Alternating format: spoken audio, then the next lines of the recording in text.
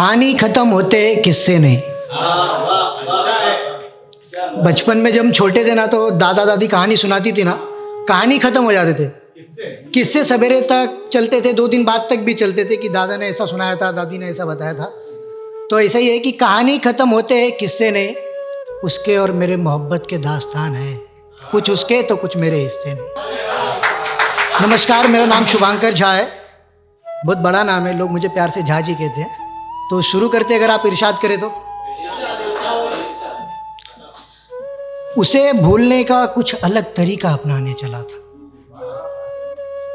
उसे भूलने का कुछ अलग तरीका अपनाने चला था। उसकी सच्ची मोहब्बत को मिटाने के वास्ते फिजूल में किसी और से इश्क लड़ाने चला था। उसकी सच्ची मोहब्बत को मिटाने के वास्ते फिजूल में किसी और से इश्क लड़ाने चला था। और वही एक शख्स था मेरी ज़िंदगी में मेरे लिए अपना। वही एक शख्स था मेरी ज़िंदगी में मेरे लिए अपना। मैं उसी की शिकायत गैरों को बताने चला था। शायरों को कैसा होता है ना, जब शायरी लिखते हैं तो थोड़ा दर्द रहता है उसमें, तो अपने दर्द पे आह होती है, अपने आह पे वाह सुनने का मज़ा ही अलग होता है। तो मेरे हर आह पे वाह करना बोलते रहूँगा। जब ऐसा भूलने की कोशिश करते हैं तो दोस्त लोग मिलते हैं, ज्ञान देते हैं कि भाई एक काम कर, कोई और पकड़ ले, फिर से हो जाएगी। तो उस पे ही लिखा है कि झूठ कहे थे वो लोग, मोहब्बत दोबारा हो जाएगी। झूठ कहे थे वो लोग, मोहब्बत दोबारा हो जाएगी। मैं बार बार नाकामयाब होकर भी फिर से वही गलती दोहराने चला था। उसे भूलने का कुछ अलग तरीका अपनाने चला था। कुछ पल के लिए उसे भुला कर देखा। थोड़ा दिन होता है, निकल जाता है। कुछ पल के लिए उसे भुला कर देखा, कई दिनों तक उसकी तस्वीर को छुपा के देखा। कुछ पल के लिए उसे भुला कर देखा, कई दिनों तक उसकी तस्वीर को छुपा के देखा। उसकी की हुई हर बेवफाई को याद करके, उसकी की हुई हर बेवफाई को याद करके मोहब्बत का सिलसिला मिटाने चला था। मैं उसे भूलने का कुछ अलग तरीका अपनाने चला था।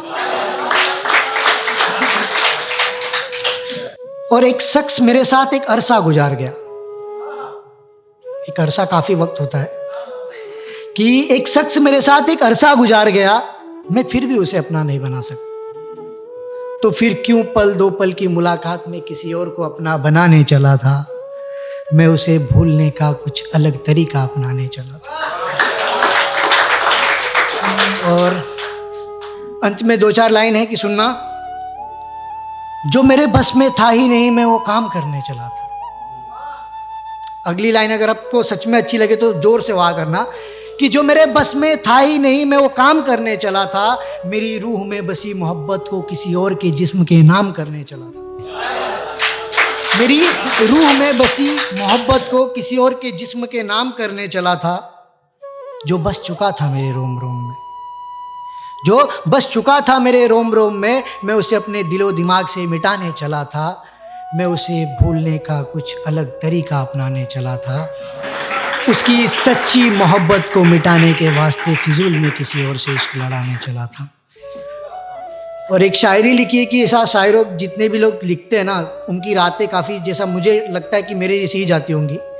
तो उस पर लिखा है कि शेर शायरी और शायरों को सुन के पूरी रात गुजार देता हूँ। शेर शायरी और शायरों को सुन के पूरी रात गुजार देता हूँ।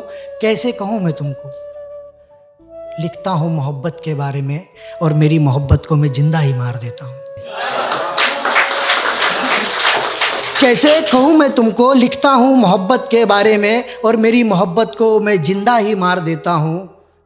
और नया कुछ लिखने मिलता नहीं ना जानी, नया कुछ लिखने मिलता नहीं ना जानी, इसीलिए नए पन्नों पे वही पुरानी बातें उतार देता हूँ। शुक्रिया, बहुत बहुत शुक्रिया। आज रामनवमी है, सबको जय श्री राम। और 2 लाइनें हैं, सुनना, फिर मैं अपनी जगह लूँगा। कि हैरान परेशान दुनिया से मैं एक अलग ठिकाना चाहता हूँ।